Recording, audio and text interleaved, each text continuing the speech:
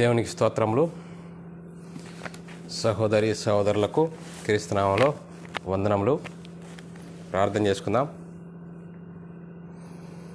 పరలోకమందున్న మా తండ్రి, నీ ప్రియకుమారుడు యేసుక్రీస్తునామంలో కృతజ్ఞతాస్తుతులు స్తోత్రం చెల్లించుకుంటున్నాం. ఈ ఉదయకాల సమయంలో నీ సన్నిధిలో చేరి నేను స్తుతించే భాగ్యం, నేను ఘనపరిచే భాగ్యం మాకు అనుగ్రహిస్తున్న విధానం బట్టి కృతజ్ఞతాస్తుతులు స్తోత్రం చెల్లించుకుంటున్నాం నాయన. ఈరోజు ఈ వాక్యం నేర్చుకుంటుండగా ఆత్మ సంబంధమైన సంగతులతో సరిచూసుకొని మాలో ఉన్న లోపాలను, మాలో ఉన్న లొసుకులను నీ వాక్యం ద్వారా సరిచేసుకొని ఈ వాక్యానుసారంగా వాక్యంకు లోబడి, వాక్యంకు భయపడి జీవించి నీకు మహిమకరంగా, నీకు ఘనత తెచ్చే వారంగా ఉండుటకు నీ కృపను అనుగ్రహించమని, ఇంత గొప్ప ధన్యత మాకు అనుగ్రహించిన విధానం బట్టి స్తోత్రం చెల్లించుకుంటూ వింటున్న సహోదరులు చెప్తున్న నాకును నీ కృపను అనుగ్రహించమని ముందున్న సమయం ఇక్కడ నీ చేతులుగా పేపుతూ యేసుక్రీస్తు నామములో ప్రార్థన అడిగి వేడుకుంటున్నాం తండ్రి, ఆమెన్. దేవునికి కృతజ్ఞతాస్తుతులు స్తోత్రం చెల్లించాలి. సహోదరులమైన మనము ఒకరికొకరు వందనములు చెల్లించుకోవాలని బైబిల్లోని ఆత్మనియమము మనకు సూచిస్తుంది, బోధిస్తుంది. గనుక బైబిల్లోని ఆత్మనియమమును మనం అందరము అనుసరిస్తూ ముందుకు సాగుదాం సహోదరులారా. చాలామంది సహోదరులు ఆత్మనియమమును అనుసరించడం లేదు. దేవునికి వందనాలు చెల్లిస్తారు. బైబిల్లోని అలా ఉందా లేదా అనేది చూసుకొని సరి చేసుకునే ధన్యత దేవుడు అనుగ్రహిస్తున్నాడు. అందును బట్టి మనము వాక్యంకు లోబడాలి, భయపడాలి, దానిని అనుసరించి జీవించాలి. అనుసరిస్తూ జీవిస్తూ ముందుకు సాగుదాం సహోదరులారా. ఈరోజు CTH class, certificate of theology class నేర్చుకుంటుండగా సహోదరులారా, ఈరోజు 9వ క్లాసు దేవుని వాక్యం బంధింపబడి లేదు. ఈ వాక్యము చెప్తుండగా వాక్యానికి న్యాయం చేయాలి కాబట్టి వాక్యం చెప్తుండగా ఒక వ్యక్తిని గురించి కానీ, ఒక సంస్థను గురించి కానీ, ఒక సంఘమును గురించి కానీ మాకే తెలుసు మీకెవరికి తెలియదు అని కాకుండా ఏది చెప్పినా లేఖనాధారాలతో మీ ముందుకు రావడానికి, క్రీస్తు ప్రేమను బట్టి మీ ముందుకు రావడానికి దేవుడు కృప చూపాడు. అందును బట్టి దేవునికి స్తోత్రాలు. ఏది ఏమైనా లేఖనాధారాలతో చెప్తున్నాం కాబట్టి లేఖనాలు చూసుకొని మనము లేఖనాలకు లోబడి మనము మన ఆత్మీయత స్థితిని అభివృద్ధి పొందించుకుంటూ ముందుకు సాగుదాం సహోదరులారా. ఈరోజు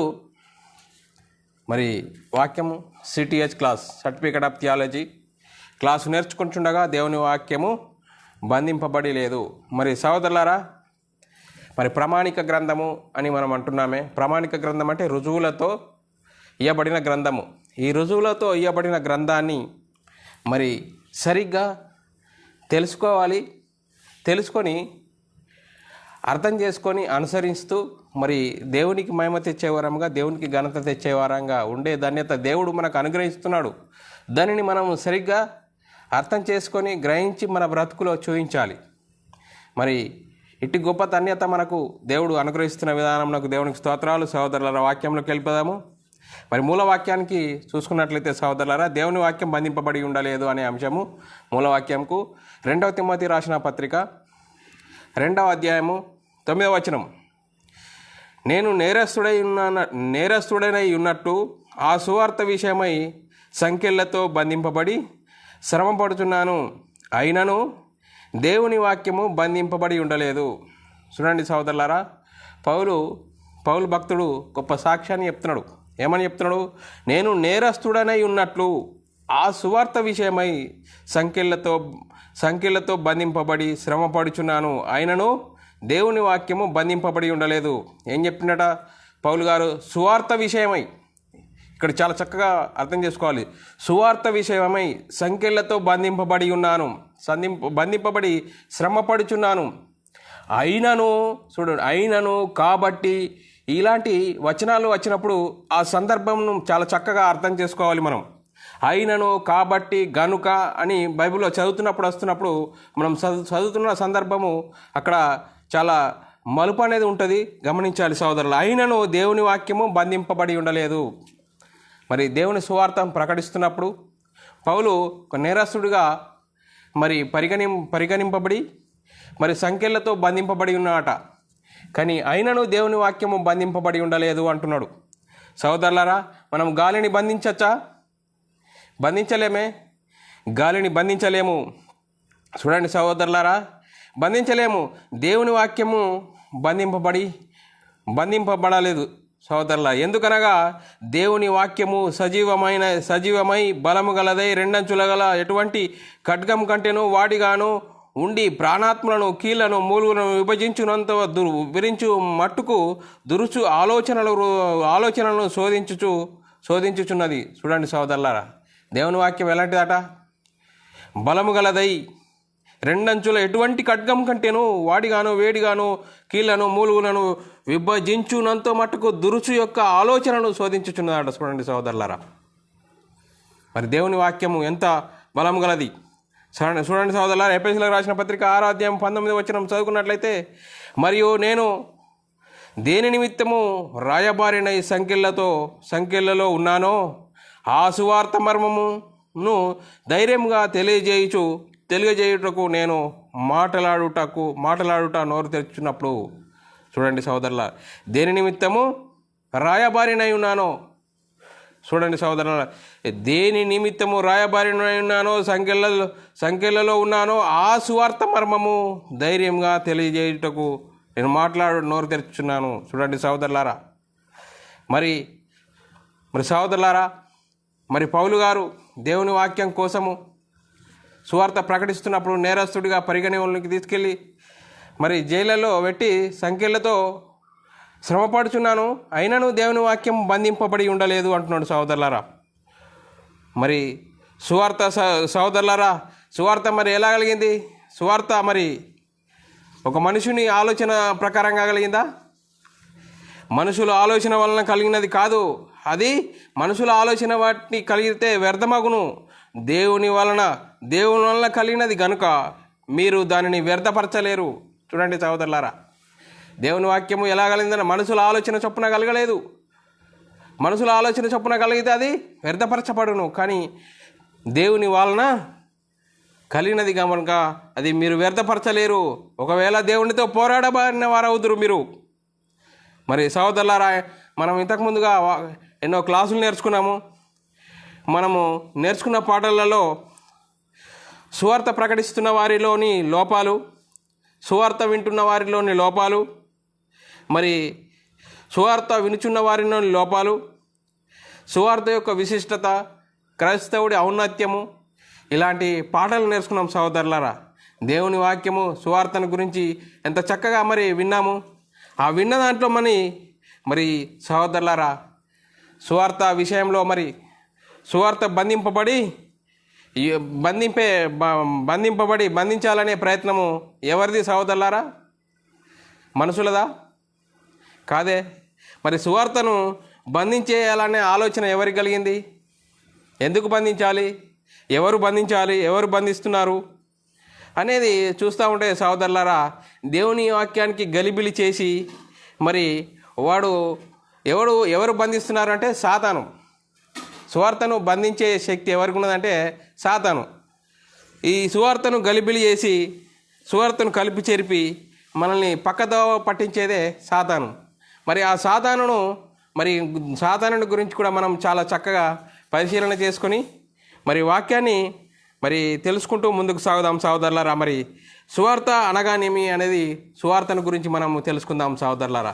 సువార్త అనగానేమి, సువార్త విషయం గురించి మనం తెలుసుకుందాం సోదరులారా.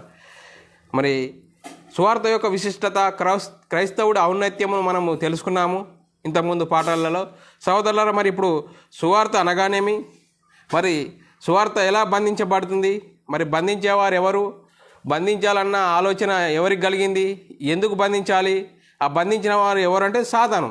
మరి ఇప్పుడు మనము సువార్త అనగానేమి, సువార్తను గురించి తెలుసుకుందాం సోదరులారా. 1 కొరింథీ రాసిన పత్రిక 15వ అధ్యాయము 1 నుంచి 4 వచనాలు చదువుకున్నట్లయితే సోదరులారా, సహోదరులారా, నేను మీకు ప్రకటించిన సువార్త మీకు తెలియజేయుచున్నాను.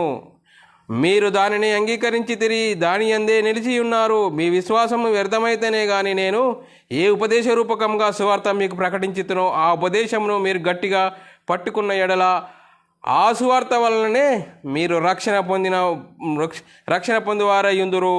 చూడండి సోదరులారా, నాకు ఇవ్వబడిన సువార్తను నేను మీకు అప్పగించి తిని దాన్ని గట్టిగా పట్టుకుంటే మీరు రక్షణ పొందువారయ్యుందురు. నాకు ఇవ్వబడిన ఉపదేశము మొదట మీకు అప్పగించి నాకు ఇవ్వబడిన ఉపదేశమును మొదట మీకు అప్పగించి తిని అదేమనగా, చూడండి, అదేమనగా అనగానే సువార్త అనగా అదేమనగా లేఖనముల ప్రకారం క్రీస్తు మన పాపముల నిమిత్తము మృతి పొందెను, సమాధి చేయబడెను. లేఖనముల ప్రకారము 3వ దినమున లేపబడెను.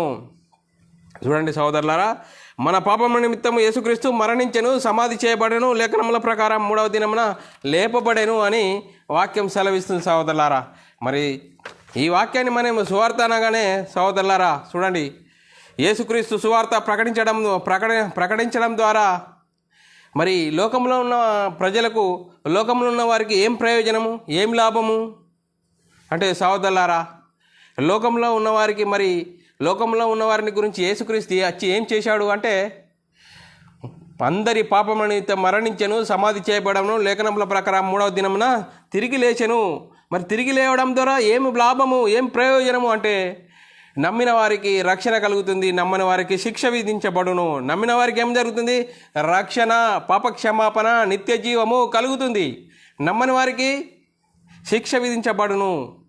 మరి చూడండి సోదరులారా, యేసుక్రీస్తు లోకంలో ఉన్నవారికి కలిగే ప్రయోజనాలను బట్టి మనం ఆలోచిస్తే మరి యేసుక్రీస్తు దేవుని కుమారుడు, యేసుక్రీస్తు ప్రభువు, యేసుక్రీస్తు ద్వారానే రక్షణ, యేసుక్రీస్తు మరణ పునరుద్ధానంలో పాలిభాగస్తులై యేసుక్రీస్తు నామంలో బాప్తీసం పొందుకున్నప్పుడు మరి క్రీస్తు సంఘంలో చేర్చబడతాము.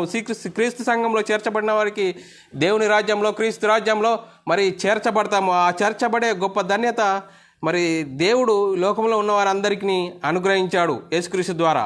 మరి ఈ గొప్ప భాగ్యాన్ని మనము ఆలోచించాలి, అర్థం చేసుకోవాలి, మరి సువార్త ప్రకటించాలి. క్రైస్తవులమైన మనం సువార్త సర్వలోకానికి వెళ్ళి సర్వ సృష్టికి సువార్తను ప్రకటించాలి. ప్రకటించడం ద్వారా నమ్మిన వారు రక్షింపబడతారు, నమ్మిన వారికి శిక్ష విధింపబడును. అదే ప్రారంభంలో అపోస్తలుడు మరి సువార్తను ప్రకటించారు. ఆ సువార్తను ప్రకటించడం ద్వారా ఏం జరుగుతుంది? మరి నమ్మిన వారికి రక్షణ కలుగుతుంది, నమ్మని వారికి శిక్ష విధించబడును. మరి అవి ప్రారంభంలో అపొస్తలుడు మరి ఎలా ప్రకటించారో చూద్దాం సోదరులారా. అపొస్తల కార్యము 2వ అధ్యాయం 24వ వచనం. అపొస్తల కార్యము 2వ అధ్యాయం 24వ వచనం. మరణము ఆయనను బంధించుట అసాధ్యము గనుక దేవుడు మరణ వేదనలను తొలగించి ఆయనను లేపెను. చూడండి సోదరులారా, మరి ప్రారంభంలో యేసుక్రీస్తు మరణ పునరుద్ధానం గురించి అపొస్తలులు ఎలా చక్కగా ప్రకటించారు. అపొస్తల కార్యం 2వ అధ్యాయం 24వ వచనం. మరణము ఆయనను బంధించుట అసాధ్యము గనుక దేవుడు మరణ వేదనలను తొలగించి ఆయనను లేపెను. చూడండి, లేపాడు. ఇంకో అపొస్తల కార్యం 2వ అధ్యాయం 32వ వచనం చదువుకున్నట్లయితే, ఈ యేసును దేవుడు లేపెను, దీనికి మేమందరము సాక్షులము. అపొస్తలులు ఎంత చక్కగా ప్రకటించారు ప్రారంభ శతాబ్దంలో. ఈ యేసును దేవుడు లేపెను, దీనికి మేమందరము సాక్షులము. అపొస్తల కార్యం 3వ అధ్యాయం 15వ వచనం. మీరు జీవాధిపతిని చంపితిరి కానీ దేవుడు ఆయనను మృతులలో నుండి లేపెను, అందుకు మేము సాక్షులము. చూడండి, ప్రారంభ శతాబ్దంలో మరి యేసుక్రీస్తుని గురించి, మరణ పునరుద్ధానం గురించి ఎలా చక్కగా ప్రకటించారు.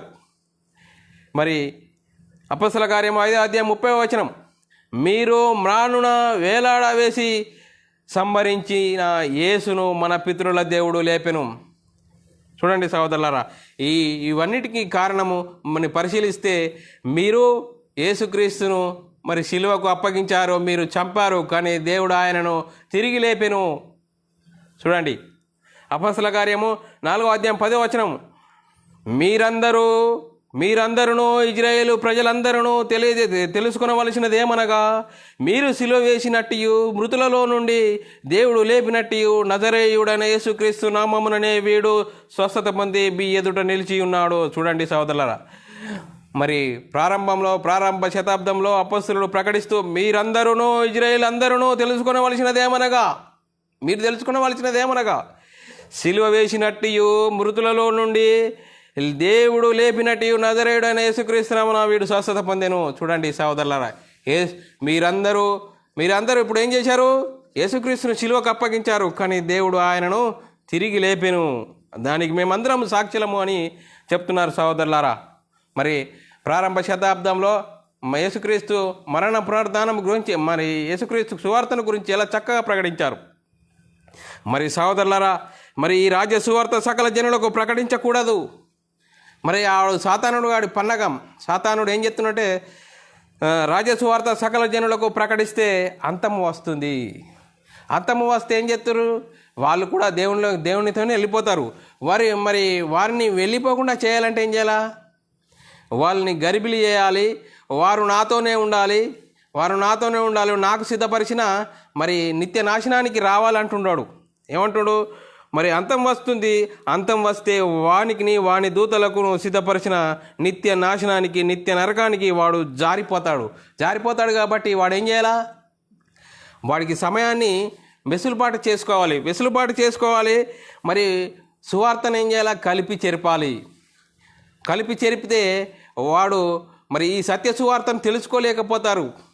ఈ సువార్తను తెలుసుకుంటే వాళ్ళు ఏం చేస్తారు, దేవునితో పోతారు.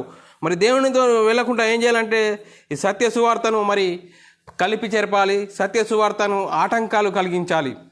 మరి ఆటంకాలు కలిగిస్తే వాడు మరి ఏం చేస్తారంటే వాడికి సిద్ధపరిచిన వాడితోనే వెళ్ళాలని వాడు ఎన్నో ప్రారంభం నుంచి ఎన్నో ప్రయత్నాలు, ఎన్నో పన్నాగాలు పండిస్తూ మనల్ని ఎన్నో ఆటంకపరుస్తున్నాడు.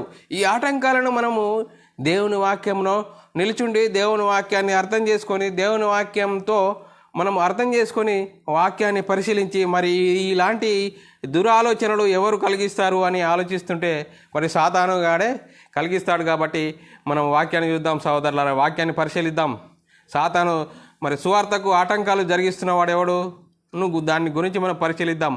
మత్తయి సువార్త 24వ అధ్యాయం 14వ వచనము, మరియు ఈ రాజ్య సువార్త సకల జనులకు సాక్షార్థమై లోకమందంతా ప్రకటించబడును, అటు తరువాత అంతము వచ్చును. చూడండి సహోదరులారా, ఈ రాజ్య సువార్త ప్రకటించబడకూడదు. వాడి ఆలోచన చూడండి. రాజ్య సువార్త ప్రకటిస్తే అందరూ దేవుణ్ణి తెలుసుకుంటారు, యేసుక్రీస్తు ద్వారా పరలోకానికి వెళ్తారు. మరి వెళ్ళకూడదు అంటే ఏం చేయాలా, వాళ్ళను గలిబిలి చేయాలి, వాళ్ళ మనోనేత్రాలకు గుడిదనం కలిగేసి ఇదే కరెక్టు, ఇదే భక్తి అనే నువ్వే కరెక్టు, నీదే కరెక్టు అని వాళ్ళని ఇక్కడనే మరి గలిబిలి చేస్తూ ఇక్కడనే వారిని దారి తప్పించాలి. మరి చూడండి సహోదరుల, సువార్త ప్రకటించబడకూడదు. వాడు చేసే పని, సాతాను చేసే పని. సత్య సువార్త ప్రకటిస్తే మరి లోకంలో ఉన్న వారందరూ దేవునిలోకి వెళ్ళిపోతారు. దేవునిలోకి వెళ్తే వాడికి సిద్ధపరిచిన నరకానికి మరి ఎవరు రారు. కాబట్టి వాడు ఏం చేసిండు, అందరినీ ఇక్కడనే గలిబిలి చేసి సువార్తనే ప్రకటించినట్లుగా ఉంటాం. కానీ మనము వాడు ఏం చేస్తున్నాడు, వాడి పన్నాగము అనేది గమనించలేకపోతాం, దాన్ని గ్రహించలేకపోతాం సహోదరులారా. మరి సువార్తకు లోబడిన వారికి ప్రతిదండన. సువార్త మరి ప్రకటిస్తూ ఉంటే సువార్తను మరి లోబడిన వారికి ఏం చేత ప్రతిదండన. మరి 2 తెస్సలోనికి రాసిన పత్రిక 1వ అధ్యాయం 6-7 వచనాలు చదువుకున్నట్లయితే సహోదరులారా, ప్రభు అయిన యేసు తన ప్రభావమును కనపరచు దూతలతో కూడా పరలోకము నుండి అగ్నిజ్వాలలతో ప్రత్యక్షమైనప్పుడు దేవుని నెరగని వారికి, మన ప్రభు అయిన యేసుక్రీస్తు సువార్తకు లోబడిన వారికి ప్రతిదండన చేయును. చూడండి సహోదరులారా, మరి సువార్తకు లోబడిన వారికి ఏమవుతుందట, సువార్త లోబడిన వారికి ప్రతిదండన యేసుక్రీస్తు రెండవ రాకడలో. చూడండి సహోదరులారా, మరి సువార్త వింటున్నామా, సువార్త అర్థమవుతుందా? సువార్త అంటే ఏంది? యేసుక్రీస్తు మరణ సమాధిని గురించి ప్రకటించడమే సువార్త. ఆ సువార్తలో ఏం దాగుంది? దేవుని శక్తి దాగుంది. దేవుని శక్తి దాగుంది. ఆ దేవుని శక్తిని మనము అర్థం చేసుకుంటున్నామా? చూడండి సహోదరులారా, ఎంత చక్కటి ప్రణాళిక, దేవుడు ఎంత చక్కటి ప్రణాళిక మన ముంగడుస్తే దాన్ని మనకు ముసుకేసి ఇదే కరెక్టు, ఇదే నువ్వు సంఘంలో ఉన్నావు, నువ్వు క్రైస్తవుడు అనుకుంటున్నానని మన భ్రమలోడు మనల్ని బ్రతికిస్తూ వాడు మనము కన్ను మూస్తే పాతాళానికి నడిపించడానికి వాడు సిద్ధంగా ఉన్నాడు. మరి సువార్త ద్వారా మనుషుల రహస్యములను విమర్శిస్తాడట. చూడండి సహోదరులారా, సువార్త ద్వారా ఏం చేస్తాడు? మనుషుల రహస్యములను విమర్శిస్తాడట. మరి రోమీలకు రాసిన పత్రిక 2వ అధ్యాయం 16వ వచనము, దేవుడు నా సువార్త ప్రకారము యేసుక్రీస్తు ద్వారా మనుషుల రహస్యములను విమర్శించు దినము ఇలాగు జరుగును. మరి సహోదరులారా, పౌలు భక్తుడు రోమిలకు రాసిన పత్రికలో రోమా సంఘానికి రాస్తూ దేవుడు నా సువార్త అంటే దేవుడు పౌలుకు ఒక సువార్త లేదు. మరి యేసుక్రీస్తు పౌలు గారు యేసుక్రీస్తు ప్రకటిస్తున్న సువార్తను గురించి నా సువార్త ప్రకారము యేసుక్రీస్తు ద్వారా మనుషుల రహస్యములను విమర్శించు దినము. చూడండి సహోదరుల, సువార్త ద్వారా మనుషుల రహస్యములను విమర్శించడం జరుగుతుందని వాక్యం సెలవిస్తుంది సహోదరులారా. మరి ఆ సువార్త ద్వారానే తీర్పు జరుగుతుంది. మరి చూడండి సహోదరులారా, తీర్పు అనేది జరుగుతుంది సువార్త ద్వారా. మరి సువార్త ద్వారా తీర్పు జరుగుతుంది. మరి ఆ సువార్త మరి ఏంటిదో మనము వింటున్నాము, అర్థం చేసుకుంటున్నామా, అనుసరిస్తున్నామా, మరి ఎలాంటి పరిస్థితిలో ఉన్నాము? అపొస్తలుల కార్యము 10వ అధ్యాయం 31వ వచనం చదువుకున్నట్లయితే, ఎందుకనగా తాను నియమించిన మనుషుని చేత నీతిని అనుసరించి భూలోకమునకు తీర్పు తీర్చబోయేడి యొక్క దినమును నిర్ణయించి ఉన్నాడు. మృతులలో నుండి ఆయనను లేపినందున దీనిని నమ్ముటకు అందరికీ ఆధారం కలుగజేసి ఉన్నాడు. చూడండి సహోదరులారా, అందరికీ ఆధారం కలుగజేసి ఉన్నాడు. మరి దేన్ని నమ్మాలి? సువార్తను నమ్మాలి. సువార్తను నమ్మడం ద్వారా మరి రక్షణ అనేది కలుగుతుంది. సరే చూడండి సహోదరుల, పాపక్షమాపణ, నిత్య జీవం అనేది కలుగుతుంది సహోదరులారా. మరి ఎలాంటి స్థితిలో ఉన్నాము? మన స్థితిని మనము వాక్యమును బట్టి సరి చేసుకోవాలి సహోదరులారా. మరి యేసుక్రీస్తు జీవించిన కాలంలో సువార్తను యేసుక్రీస్తు జీవించిన కాలంలో కూడా ప్రారంభం నుంచి యేసుక్రీస్తు 2 సంవత్సరాల నుంచి కూడా హేరోదు ద్వారా చంపబడాలనే ఒక ప్రయత్నం జరిగింది. ఆ ప్రయత్నం నుంచి మరి దాటిపోయిన తర్వాత యేసుక్రీస్తు జీవించిన కాలంలో, యేసుక్రీస్తు సువార్త ప్రకటిస్తున్న కాలంలో కూడా వాడు సాతాను ఎలాంటి మోసం అనేది ఎలాంటి పన్నాడు అనేది మనం చూస్తూ ఉంటే సహోదరులారా, అంత్యదినమందు తీర్పు తీర్చబడును అంటుర్రు సహోదరులారా. అంత్యదినములో తీర్పు జరుగుతుంది, అక్కడెక్కడనో జరుగుతుంది అంటుర్రు. అక్కడెక్కడనో తీర్పు జరగడం కాదు సహోదరులారా, మన ముంగట్నే ఉన్న ఆ కొత్త నిబంధన ఆత్మ యొక్క నియమము. ఆ నియమమును మనము తెలుసుకోవాలి, మరి దాన్ని అర్థం చేసుకోవాలి. మరి అర్థం చేసుకొని మనము మన ఆత్మ నియమమును గురించి, కొత్త నిబంధన గురించి ఆ సువార్త ద్వారానే మనకు తీర్పు జరుగుతుందని మనం దాన్ని అర్థం చేసుకోవాలి సహోదరులు. యోహాను సువార్త 12వ అధ్యాయం 48వ వచనము, నన్ను నిరాకరించి నా మాటలు అంగీకరింపని వానికి తీర్పు తీర్చబోయేడొక్కడు కలడు. నేను చెప్పిన మాటయే అంత్యదినమందు వానికి తీర్పు తీర్చును. చూడండి సహోదరులారా, సువార్త ద్వారానే యేసుక్రీస్తు చెప్పిందే తీర్పు. యేసుక్రీస్తు ఏం చెప్పిన సువార్త ప్రకటించాడు. మరి సువార్త ద్వారానే తీర్పు అనేది జరుగుతుంది అంత్యదినమందు అని వాక్యం సెలవిస్తుంది సహోదరులారా. అక్కడెక్కడనో మరి చనిపోయిన తర్వాత ఒక పుస్తకము ఇప్పబడుతుంది, దాని ద్వారా తీర్పు జరుగుతుంది అంటారు. కానీ కాదు సహోదరులారా, మరి అది అలా పొరపడుతున్నారు. పొరపడడం అనేది సరి అయింది కాదు సహోదరులారా. మనకు ఇవ్వబడిన కొత్త నిబంధన ఆత్మనియమము. ఈ సువార్తకు మనము లోపడకుంటే మన పని అయిపోయినట్లే సహోదరులారా. మరి సువార్తకు లోపడుతున్నామా? మరి ఎలాంటి స్థితిలో ఉన్నాము? మరి సహోదరులారా, సువార్త ప్రకటన వెర్రితనం ద్వారా నమ్మువారికి రక్షించుటకు దేవుని దయాపూర్వక సంకల్పం ఆయన. చూడండి సహోదరులారా, మనం ఏదో పాండిత్యంతో మరి సువార్తను నమ్మిస్తాను అంటే అది కుదరదు సహోదరులారా. మరి ఎలాంటి సువార్త వెర్రితనం ద్వారా మరి నమ్మాలి, అంతేగాని నేనేదో పాండిత్యం ఉంది, నా పాండిత్యంతో నేను సువార్తను నమ్మిస్తానంటే అది దేవుని వాక్యం దగ్గర నడవది. అది సరి అయింది కాదు సహోదరులారా. మరి సువార్త మరి లోకంలో ఉన్న వాటిని గురించి చెప్పడం కాదు సువార్త. లోకంలో ఉన్న వాటిని కలిపి చేర్పి చెప్పడం కాదు సువార్త స్పష్టంగా చెప్పాలి. యేసుక్రీస్తు మరణ పునరుద్ధానం గురించి చెప్పడమే సువార్త. మరి వినుట వలన విశ్వాసం వినుట యేసుక్రీస్తు మాటను బట్టే కలుగును సహోదరులారా. సువార్త చెప్పడం ద్వారా, యేసుక్రీస్తుని గురించి చెప్పడం ద్వారా వినుట వలన విశ్వాసం కలుగును, వినుట యేసుక్రీస్తు మాటను బట్టి కలుగును. ఆ వాక్యమే హృదయంలో కార్యసిద్ధి కలుగజేస్తుంది సహోదరులారా. మరి ఆ వాక్యము మరి ఎలాంటి వాక్యం వింటున్నాము, ఎలాంటి సువార్త వింటున్నామా, సువార్త అర్థం చేసుకుంటున్నామా? మరి సువార్తలో ఏమి దాగి ఉంది? దేవుని శక్తి దాగి ఉంది. మరి సువార్త ప్రకటించడానికి నేను సిగ్గుపడవాడని కానటువంటి పౌలు గారు. మరి చూడండి సహోదరులారా, మరి ఎలాంటి పరిస్థితిలో ఉన్నాం?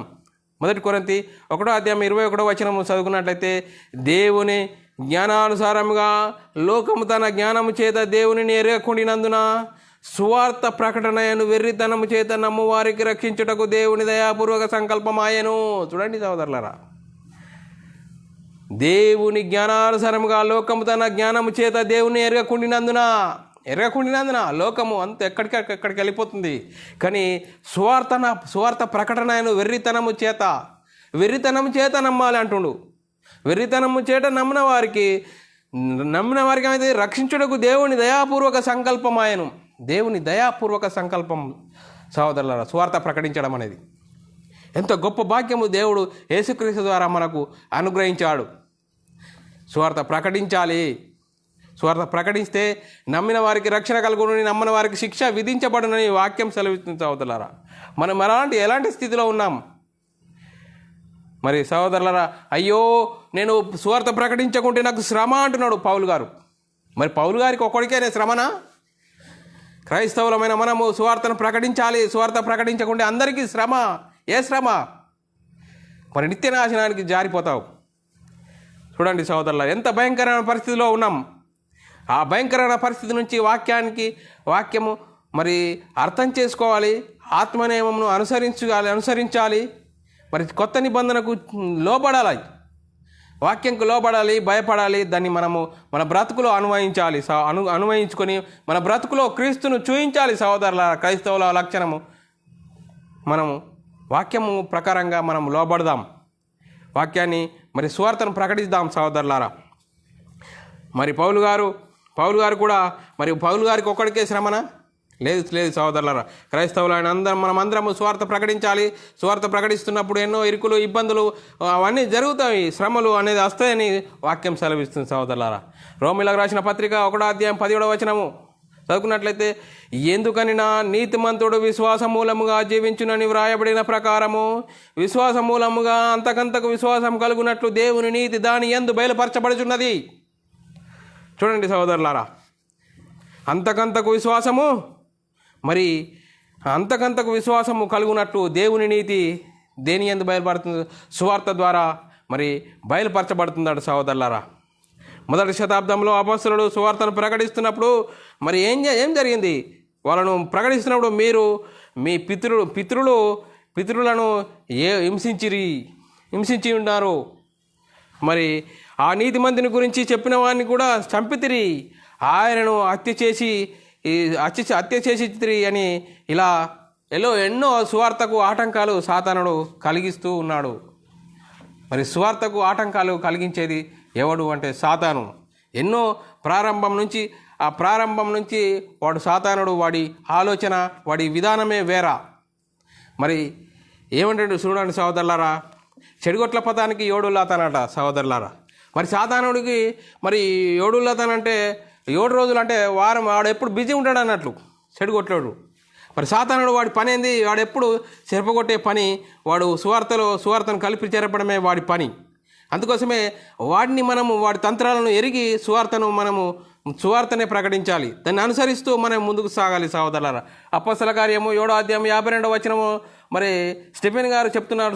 చూడండి సహోదరులారా, స్టెఫెన్ గారు ప్రసంగంలో చూడండి సహోదరులారా, అపొస్తలుల కార్యము 7:52 చదువుకున్నట్లయితే, మీ పితరులు ప్రవక్తలలో ఎవరిని హింసింపక ఉండిరి, ఆ నీతిమంతుని రాకన గురించి ముందుగా తెలుసుకునే వారిని చంపిరి, అయినను మీరు ఇప్పుడు అప్పగించిన వారిని హత్య చేసి తిరిగి. చూడండి సహోదరులారా, మరి యేసుక్రీస్తును మీరు హత్య చేశారు. మీరు పితరులను హింసింపక మీరేం చేశారు? మీ పితరులను హింసింపక ఉండిరి, ఆ నీతిమంతుని రాకను గురించి చెప్పిన వారిని చంపితిరి. మరి యేసుక్రీస్తును మీరు శిలువకు అప్పగించితిరి, హత్య చేసితిరి అని చెప్తున్నాడు సహోదరులారా. యేసుక్రీస్తు సువార్త ప్రకటిస్తున్న కాలంలో సాతాను ఎన్నో ప్రలాభాలు మరి పెట్టాడు. యేసుక్రీస్తును కూడా ఎన్నో ప్రలాభాలు చూపిస్తూ మరి ఎన్నో ఆటంకాలు కలిగించాడు యేసుక్రీస్తు కూడా. మరి యేసుక్రీస్తు అన్నిటినీ మరి గ్రహించాడా? యేసుక్రీస్తు ఎందుకు వచ్చాడు? నా తండ్రి పనులు నేను చేయాలి, నా తండ్రి సంకల్పాన్ని భూమి మీద నెరవేర్చాలి. 12వ సంవత్సరంలో నేను నా తండ్రి పనుల మీద ఉండాలని మీరు ఎరగారా అంటున్నాడు. చూడండి సోదరులారా, యేసుక్రీస్తు ప్రణాళిక, యేసుక్రీస్తుకున్న ఉద్దేశం. మరి క్రీస్తును అనుసరిస్తున్న క్రైస్తవుడా నువ్వు నేను ఎలా ఉన్నాం? మనకు ప్రామాణిక గ్రంథం ఏం చెప్తుంది, దాన్ని అనుసరిస్తూ ముందుకు సాగుదాం. మన బ్రతుకులో మరి సువార్తను ప్రకటించడమే గొప్ప ధన్యత దేవుడు అనుగ్రహించాడు. చూడండి సోదరులారా, మత్తయి సువార్త 4వ అధ్యాయం 8 నుంచి 10 వచనాలు చదువుకున్నట్లయితే మరి సాతాను యేసుక్రీస్తును ఎలా ప్రలోభ పెట్టాడు చూద్దాం.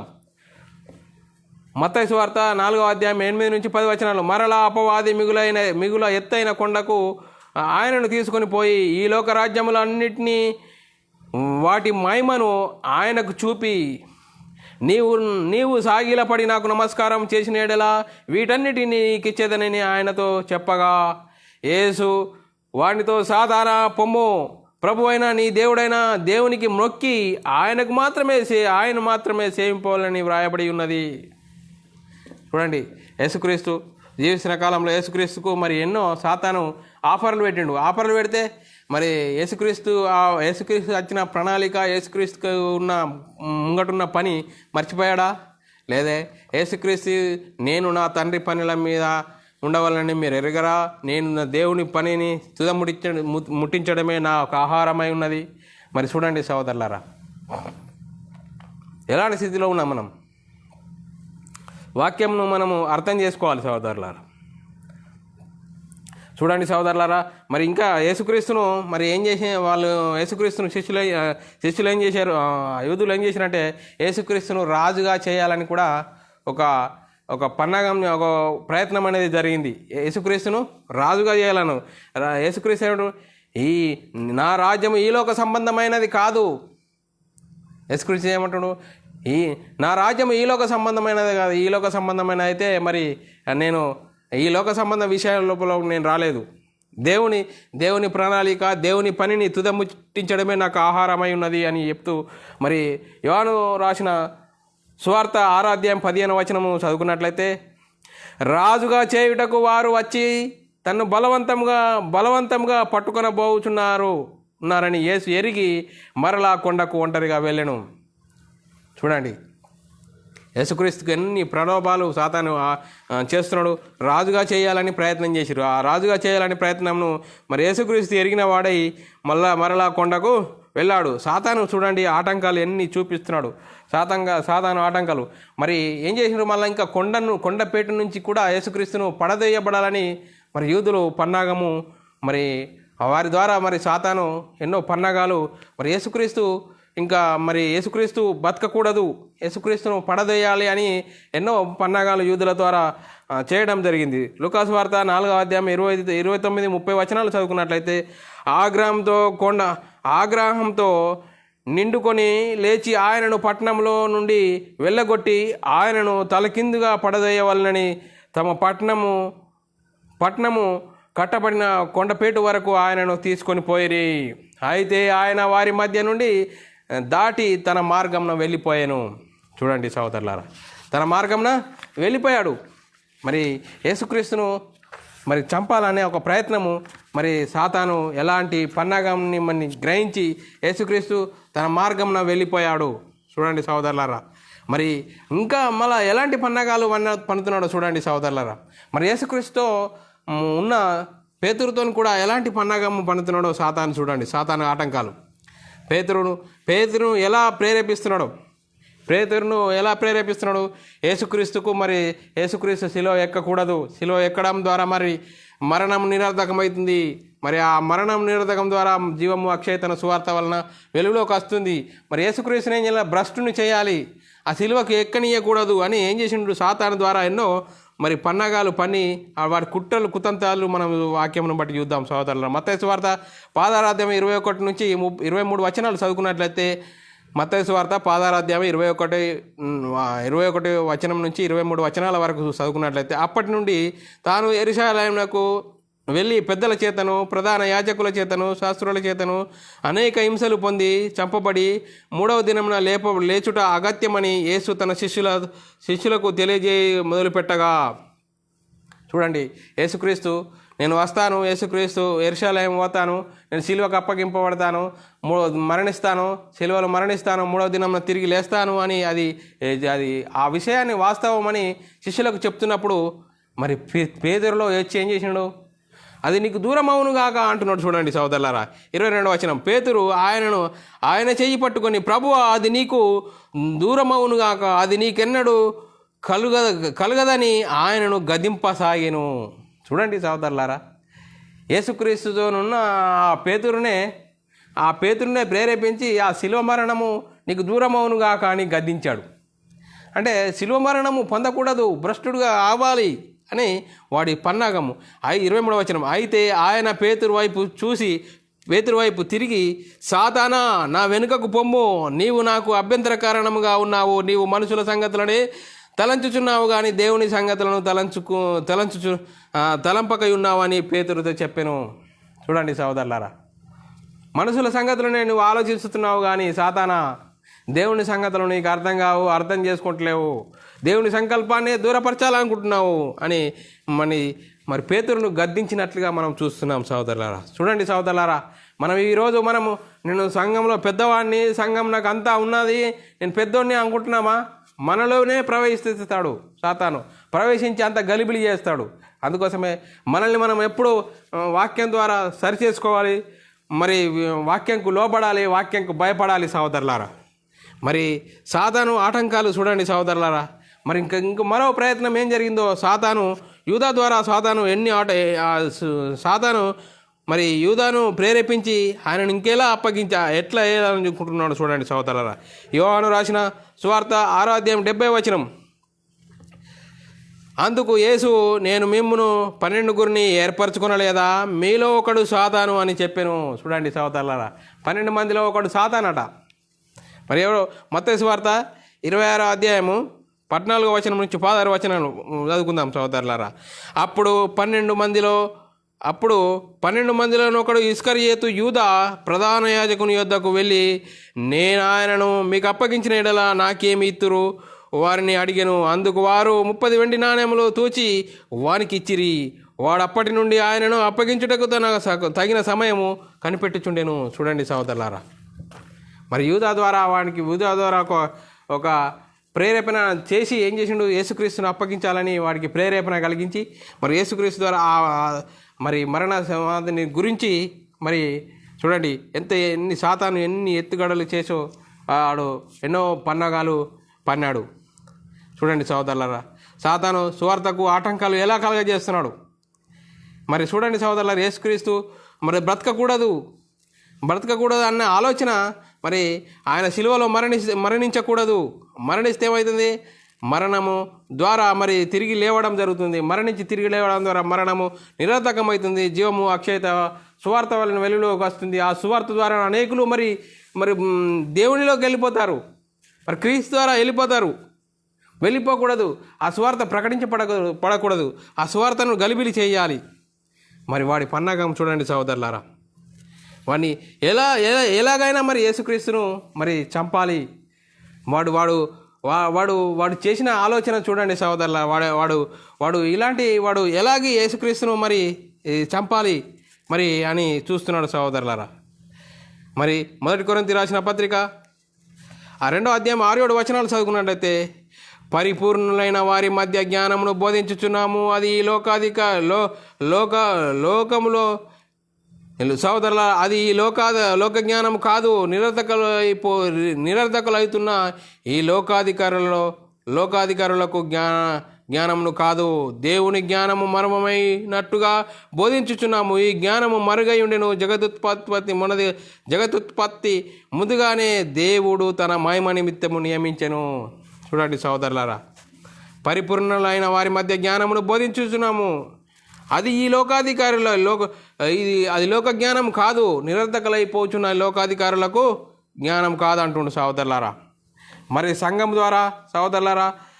ద్వారా మరి ఈ జ్ఞానమును మనము సంఘం ద్వారా పరలోకంలో ఉన్న వారికి ప్రధానులకును అధికారులకు తన యొక్క జ్ఞానమును తెలియజేయాలని దేవుని ఉద్దేశము సోదరులారా.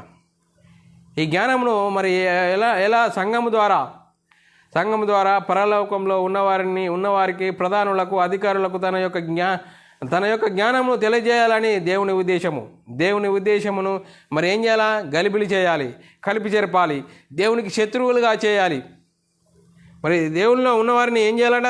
కలిపి చెరపాలి, మరి ఆటంకాలు కలిగించాలి, సువార్తను గలిబిలి చేసి మరి ఇదే కరెక్టు అని అనేవాడు ఎన్నో కుట్రలు కుతంత్రాలు మరి చేస్తూ వాడు సాతాను తంత్రాలు మరి ఎరిగిన వారంగా ఉండాలి సహోదరుల. మనం ఎఫెసీయులకు రాసిన పత్రిక 3వ అధ్యాయం 8-9 వచనాలు చదువుకున్నట్లయితే, దేవుడు మన ప్రభు అయిన యేసుక్రీస్తు నందు చేసిన నిత్య సంకల్పం చొప్పున పరలోకంలో ప్రధానులకు అధికారులకు సంఘం ద్వారా తన యొక్క నానావిధ జ్ఞానము ఇప్పుడు తెలియపరచబడాలని ఉద్దేశించాను.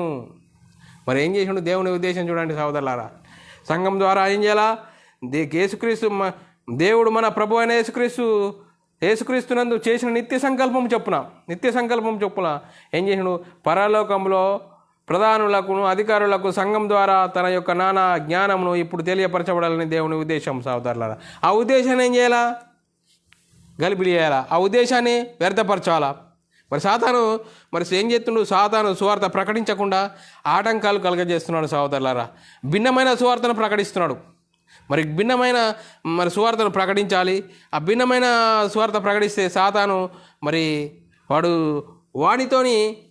వాడిని వీళ్ళందరినీ తీసుకెళ్లాలని వాడి పన్నాగం సహోదరులారా. మరి చూడండి సహోదరులారా, సాతాను తానే వెలుగుదూత వేషం వేయించుకొని తన నీతి పరిచారకులుగా సంఘంలో ఏర్పరచుకున్నాడట సహోదరులారా.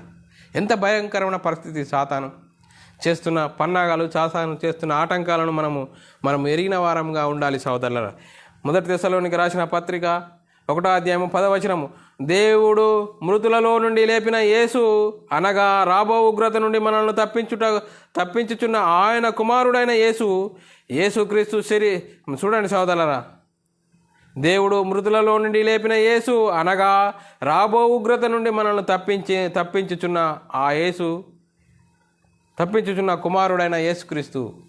మరి రాబో ఉగ్రత నుండి తప్పించడానికి యేసుక్రీస్తు వచ్చాడని మరి సహోదరుల శరీరమును బట్టి యేసుక్రీస్తు మరి దావీదు సంతానముగాను మృతులలో నుండి పునరుద్ధరణైన పరిశుద్ధమైన ఆత్మను బట్టి దేవుని కుమారుడుగా ప్రభావంతో నిరూపించుకున్నాడు సహోదరులారా.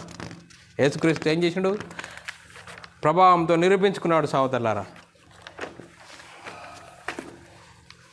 మరి సాతాను ఎన్నో ఆటంకాలు, ఎన్నో మరి పన్నాగాలు పండిస్తున్నానని సువార్త ఆటంకాలు పండిస్తూ ఉంటే 1వ శతాబ్దం నుండి ఎన్నో మరి కలుగజేస్తున్నప్పుడు చూడండి సహోదరులారా, యేసుక్రీస్తు మరణ పునరుద్ధానము గురించి మరి ఆగిపోవాలి, ప్రకటించబడకూడదు. అంటే మరి యేసుక్రీస్తు సువార్తను ప్రకటించాలి. 1వ శతాబ్దంలో మరి యేసుక్రీస్తు మరణ పునరుద్ధానమును ప్రకటిస్తే ఆ మరణ పునరుద్ధానంలో ఏం జరుగుతుందంటే జీవమున్నది. ఆ జీవము పునరుద్ధానము ప్రకటిస్తే మరి దేవునిలోకి వస్తారని మరి ప్రారంభంలో అపొస్తలులు ప్రకటించారు. చూడండి సహోదరులు, అపొస్తల కార్యము 4వ అధ్యాయం 2వ వచనం, వారు ప్రజలలో మరి యేసుక్రీస్తుని గురించి ప్రకటించబడకూడదు. మరి ప్రారంభంలో మరి అపొస్తలులను మరి యేసుక్రీస్తుని గురించి ప్రకటించద్దు, మృతులను గురించి మరి యేసుక్రీస్తు మరణ పునరుద్ధానం గురించి ప్రకటించద్దు అని చెప్పినా కూడా ఏం చేసినట్టే ఎన్నో ఆటంకాలు కలుగజేశాడు. కానీ మరి ప్రారంభంలో 1వ శతాబ్దంలో అపొస్తలులు ప్రకటించారు. చూడండి సహోదరులు, అపొస్తల కార్యం 4వ అధ్యాయం 2వ వచనం, వారు ప్రజలలో బోధించుటయు యేసును బట్టి మృతులలో నుండి పునరుద్ధానం కలుగునని, యేసుక్రీస్తు ద్వారా మృతుల పునరుద్ధానం కలుగునని ప్రకటించారు. 2 కొరింథీ రాసిన పత్రిక 4వ అధ్యాయం 15వ వచనము, ప్రభు అయిన యేసును లేపినవాడు యేసుతో కూడా మమ్మును కూడా లేపి మీతో కూడా తన ఎదుట నిలవబెట్టునని ఎరిగి.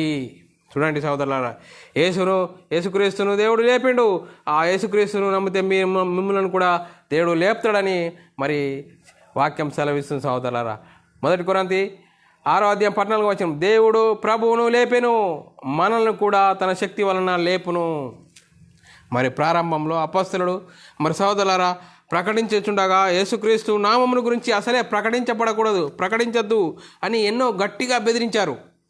మరి దేనిని గురించి అయినా ప్రకటించరు.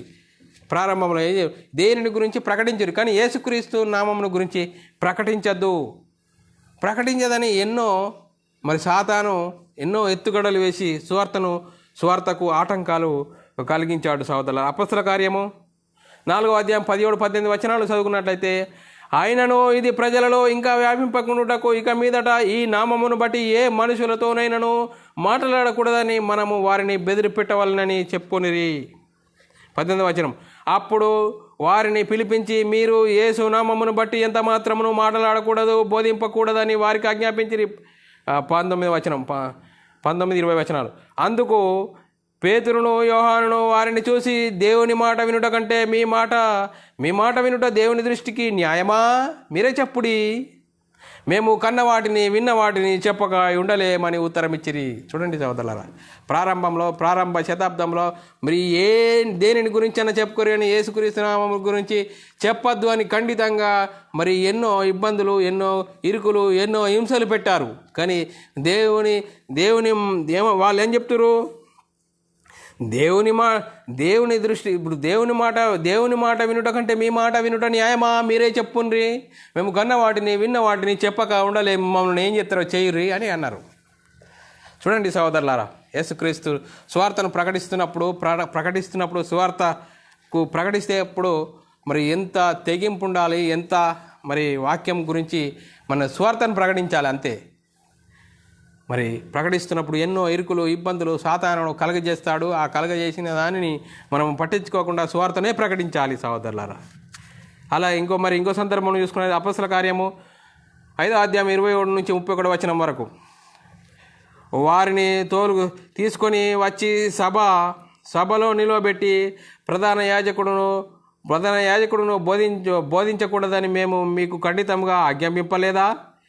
ఇదిగో మీరు యెరూషలేమును మీ బోధతో నింపి ఈ మనుషుని హత్య మా మీదికి తేవాలని ఉద్దేశించున్నారని చెప్పాను. అందుకు పేతురు, అపొస్తలులను మనుషులకు కాదు దేవునికే మేము లోబడలను కదా. మీరు మ్రానున వేలాడదీసి సంహరించిన యేసును మన పితరుల దేవుడు లేపెను. 31వ వచనం, ఇజ్రాయేలీయునకు మారు మనసు పాపక్షమాపణ దయచేయుటకు దేవుడు ఆయనను అధిపతిగాను రక్షకునిగాను తన దక్షిణాస్తం చేత హెచ్చించి ఉన్నాడు. చూడండి సోదరులారా, ఎంత ఖచ్చితంగా, ఎంత స్పష్టంగా సువార్తను ప్రకటించారు. మీరందరూ యేసుక్రీస్తును శిలువకు అప్పగించారు, దేవుడు యేసుక్రీస్తును తిరిగి లేపాడు. మరి యేసుక్రీస్తును రక్షకునిగాను మరి తన దక్షిణాస్తం చేత హెచ్చించి ఉన్నాడు. స్వార్థ ఎంత ఖచ్చితంగా ప్రకటించారు సోదరులారా. ఎన్ని ఆటంకాలు కలిగించిన ఆటంకాల నుంచి బయటపడి స్వార్థను ప్రకటించారు. మరి వాడు ఎలాంటి పన్నాగాలు, ఎన్ని ఆటంకాలు స్వార్థకు కలగజేస్తున్నాడు. యేసుక్రీస్తు మరణ సమాధిని గురించి ప్రకటించకూడదు, మృతుల పునరుద్ధానం గురించి ప్రకటించబడకూడదు, దాని ద్వారా మరి స్వార్థ అనేది ప్రకటించబడకూడదని ఎన్ని ఆటంకాలు చేశాడు. చూడండి సోదరులారా, అపొస్తలుల కార్యము 5వ అధ్యాయం 41-42 వచనాలు చదువుకున్నట్లయితే, ఆ నామము చూడండి సోదరులారా, అపొస్తలుల కార్యం 5వ అధ్యాయం 41-42 వచనాలు, ఆ నామం కొరకు మనము అవమానము పొందుటకు పాత్రులమని ఎంచినందున వారు సంతోషించుచు ఆ మహాసభ ఎదుట నుండి వెళ్ళిపోయిరి. ప్రతిదినము దేవాలయములోను ఇంటింటను మానక బోధించుచు యేసు క్రీస్తుని ప్రకటించుచుండిరి. మరి ప్రారంభంలో మొదటి శతాబ్దంలో ఎంత ఖచ్చితంగా సువార్తను ప్రకటించారు. మరి ఇంటింటను మానక, దేవాలయంలో మానక బోధించుచు యేసే క్రీస్తుని ప్రకటించారట. చూడండి సోదరులారా, మరి ఇప్పుడు మనం ఏం ప్రకటిస్తున్నాం? యేసుక్రీస్తు సువార్తను ప్రకటిస్తున్నామా? సువార్తను ప్రకటిస్తే ఆటంకాలు వస్తాయని మరి వాక్యం సెలవిస్తుంది. ఆ ఆటంకాలు వచ్చినా అని ఆటంకాలను మరి ఖాతరు చేయకుండా సువార్తను ప్రకటించాలి సహోదరులారా. సువార్తను ప్రకటించడమే క్రైస్తవుడి యొక్క లక్షణం. మరి సహోదరులారా, ఎలా ఉన్నాం? మరి ఎన్నో ఆటంకాలు కలుగజేసిన అపొస్తలుల కార్యం 6వ అధ్యాయం 1వ వచనము చూస్తే, ఆ దినములలో శిష్యుల సంఖ్య విస్తరించుచున్నాడు. ఎన్ని ఆటంకాలు కలిగేసిన సువార్త అనేది విస్తరిస్తూనే ఉన్నది సహోదరులారా. ఆ దినములలో 6వ అధ్యాయము అపొస్తలుల కార్యము 1వ వచనము, ఆ దినములలో శిష్యుల సంఖ్య విస్తరించుచున్నప్పుడు. చూడండి సహోదరులారా, విస్తరిస్తూనే ఉన్నది. మరి ఇంకా అపొస్తలుల కార్యము మరి ఎన్నో వంకర మాటలు పలుకుతాడు సంఘంలో. సంఘంలో గలిబిలి చేసి సంఘంలో ఉన్నవారిని ఆటంకపరిచి ఎన్నో ఆటంకాలు కలగజేస్తాడని వాక్యం సెలవిస్తుంది సహోదరులారా. అపొస్తలుల కార్యము 20 అధ్యాయము 29, 30 వచనాలు. మరి పౌలు గారు అంటున్నాడు, నేను వెళ్ళిపోయిన తర్వాత వాళ్ళు మిమ్మల్ని ఇబ్బంది పెడతారు అని చెప్తున్నాడు. అపొస్తలుల కార్యము 20 అధ్యాయం 29, 30 వచనాలు. నేను వెళ్ళిపోయిన తర్వాత క్రూరమైన తోడేలు మీలో ప్రవేశించునని నాకు తెలియను. వారు మందను కనికరింపరు మరియు శిష్యులను తమ వెంట ఈడ్చుకొని పోవాలని వంకర మాటలు పలుకు మనుషులు మీలో నుండి బయలుదేరుదురు. చూడండి సహోదరులారా, ఎంత భయంకరమైన పరిస్థితి. సంఘంలో ఎంత గలిబిలి ఎత్తున్నాడు. వారేం చేస్తారట? వంకర మాటలు పలుకు మనుషులు మీలో నుండే బయలుదేరుదురు. మరి ఎలా ఉన్నాము? ఎలాంటి స్థితిలో ఉన్నది సంఘము? మరి చూడండి సహోదరుల, సాతాను తానే వెలుగుదూత వేషం వేసుకొని తన పరిచారకులను నీతి పరిచారకుల వేషం ధరింపజేసి ఉన్నాడు. అది గొప్ప సంగతి కాదు. మరి ఎలాంటి భయంకరమైన పరిస్థితి మరి సంఘంలో నెలకొన్నది. సంఘంలో మరి వాడు సాతాను చొచ్చి ఏం చేసిందంటే గలిబిలి చేసి సువార్తకు ఆటంకాలు, మరి వాడికి సిద్ధపరిచిన నరకానికి తీసుకెళ్ళడానికి ఎంత గలిబిలి చేస్తున్నాడో వాక్యమును బట్టి అర్థమవుతుంది సహోదరులారా. మరి ఏ స్థితిలో ఉన్నాం సహోదరులారా? మరి దయచేసి వాక్యమును బట్టి వాక్యంకు లోబడుదాం. వాక్యాన్ని మనం అర్థం చేసుకుందాం. వాక్య ప్రకారంగా ఇకనైనా మసులుకుందాం సహోదరులారా. మరి ఇంకా భిన్నమైన సువార్త ప్రకటిస్తున్నాడు సహోదరుల. గలతీయులకు రాసిన పత్రిక 6వ అధ్యాయము 1వ అధ్యాయము 6-7 వచనాలు చదువుకున్నట్టయితే, గలతీయులకు రాసిన పత్రిక 1వ అధ్యాయము 6-7 వచనాలు. మరి పౌలు గారు వాపోతున్నాడు సహోదరులారా. క్రీస్తు కృపను బట్టి మిమ్మల్ని పిలిచిన వాడిని విడిచి భిన్నమైన సువార్త తట్టుకు మీరింత త్వరగా తిరిగిపోవట చూడగా నాకు ఆశ్చర్యమవుతున్నది. అది మరి యొక్క సువార్త కాదు, కానీ క్రీస్తు సువార్తను చిరపగోరి మిమ్మును కలవరపరచువారు కొందరున్నారు. చూడండి సహోదరులారా, మరి క్రీస్తు సువార్త కాదట. క్రీస్తు కృపను బట్టి మిమ్మల్ని పిలిచిన వాడిని విడిచి భిన్నమైన సువార్త తట్టుకు మీరింతగా త్వరగా తిరిగిపో చూడగా నాకు భయమును ఆశ్చర్యము కలుగుచున్నది. అది మరి యొక్క సువార్త కాదు, కానీ క్రీస్తు సువార్తను చెరపగోరి మిమ్మల్ని కలవరపరచువారు కొందరున్నారట సహోదరులారా. మరి ఎలాంటి స్థితిలో ఉన్నాం మనం? మరి ఎన్నో కలవరాలు, ఎన్నో మరి ఆటంకాలు మరి సాతానుడు కలగజేస్తాడని వాక్యం సెలవిస్తుంది సహోదరులారా. మరి ఎలాంటి స్థితిలో ఉన్నాము? ఆ స్థితిలో నుండి మరి మనం ఎలా ఉన్నాం?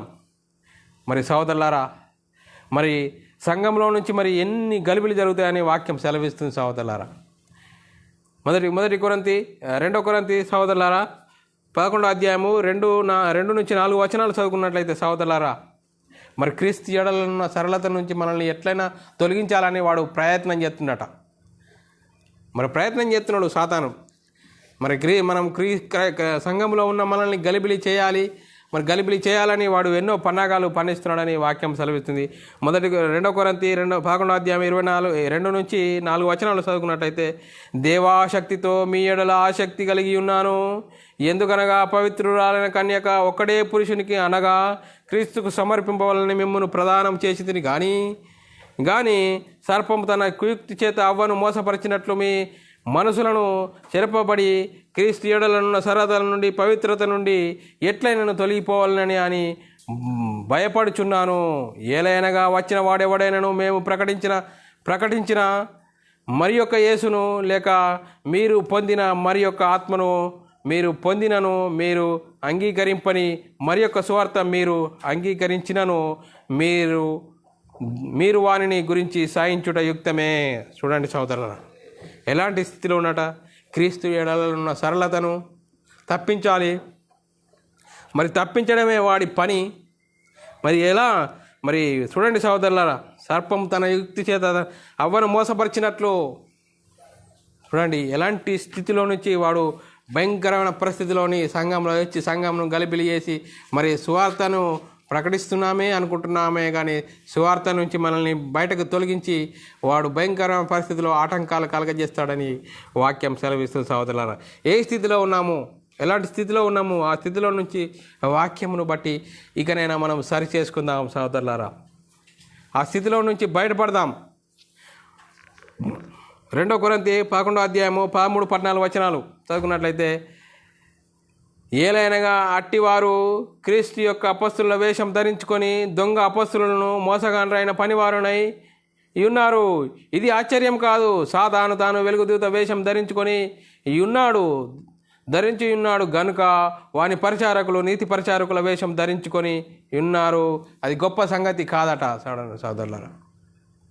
మరి ఎంత భయంకరమైన పరిస్థితి. ఏలైనగా అట్టివారు క్రీస్తు యొక్క అపస్తుల వేషం ధరించుకొని దొంగ అపస్తులను మోసగాండ్రైన పనివారునై ఉన్నారు. ఇది ఆశ్చర్యం కాదు. సాతాను తానే వెలుగుదూత వేషం ధరించుకొని ఉన్నాడు గనుక వాని పరిచారకులు నీతి పరిచారకుల వేషం ధరించుకొని ఉన్నాడు.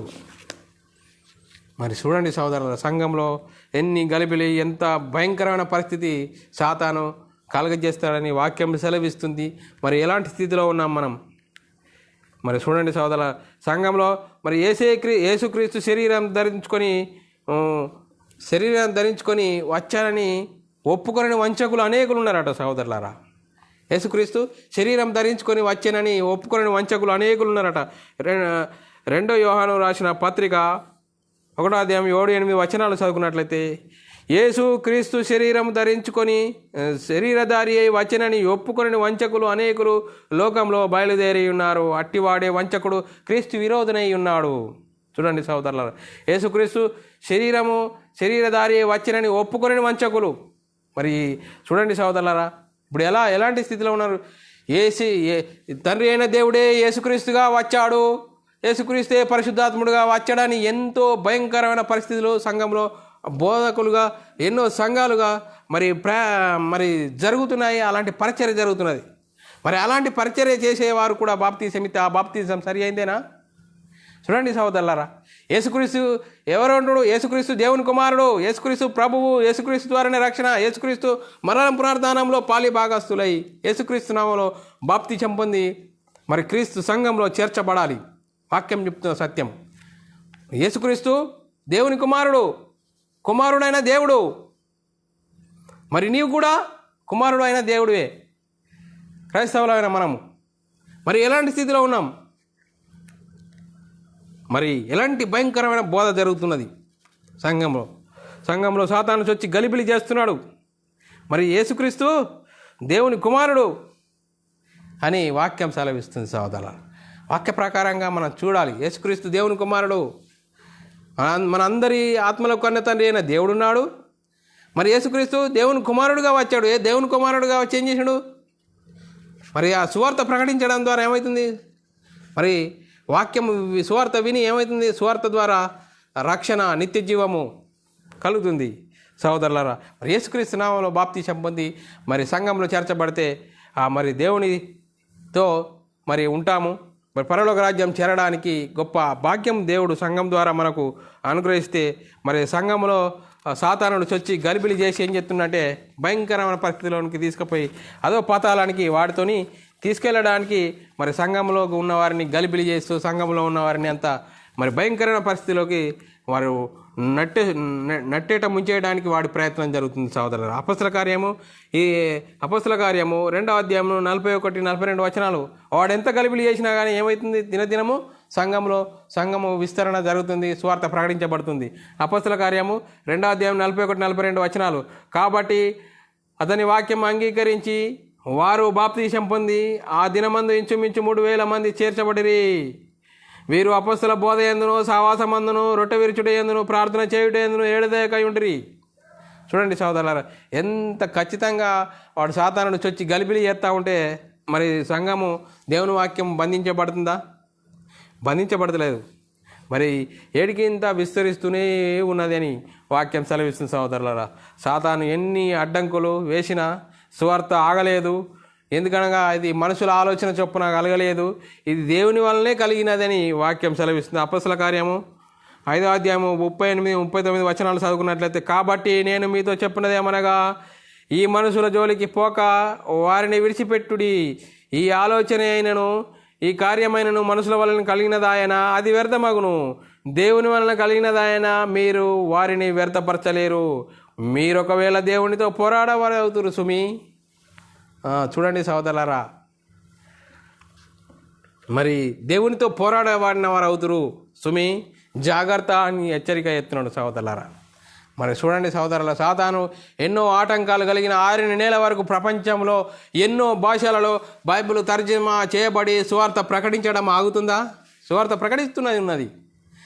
సువార్త ప్రకటించాలి. సువార్త ప్రకటించాలన్నదే దేవుని సంకల్పము. మరి ఎన్నో భాషలు, ఎన్నో మరి దేశాలలో 6 నెలల వరకు సువార్త ప్రకటిస్తున్నది. మరి దేవుని సంకల్పము సహోదరులారా, ఆ దేవుని సంకల్పమును మనము అర్థం చేసుకోవాలి. సువార్త ప్రకటించాలి. సువార్త ప్రకటిస్తున్నప్పుడు సాతాను ఎన్నో ఆటంకాలు, అడ్డంకులు వస్తాయి. దేవుని వాక్యము బంధింపబడదు. బంధింపబడి ఉండలేదని వాక్యం సెలవిస్తుంది సహోదరులారా. అలాగే లాస్ట్ వచనము 2 తిమోతి 2వ అధ్యాయము 9వ వచనం, నేను నేరస్తుడనై ఉన్నట్లు సువార్త విషయమై సంఖ్యలతో బంధింపబడి శ్రమపడుచున్నాను, ఆయన దేవుని వాక్యము బంధింపబడి ఉండలేదు. మరి సహోదరులారా, దేవుని వాక్యం బంధింపబడుతుందా?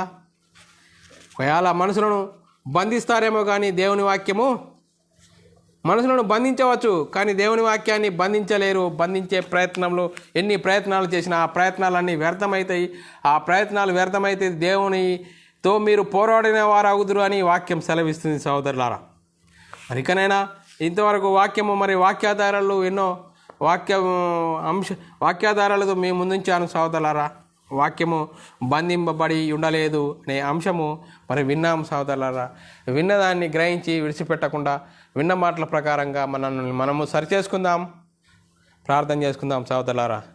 పరలోకమందున మా తండ్రి, నీ ప్రియకుమారుడు యేసుక్రీస్తు నామములో కృతజ్ఞతాస్తుతులు స్తోత్రం చెల్లించుకుంటున్నాం నాయన. ఇంతవరకు సజీవులుగా ఉంచి దేవుని వాక్యము బంధింపబడి ఉండలేదనే అంశం చెప్పుటకు కృప చూపినందుకు స్తోత్రాలు నాయన.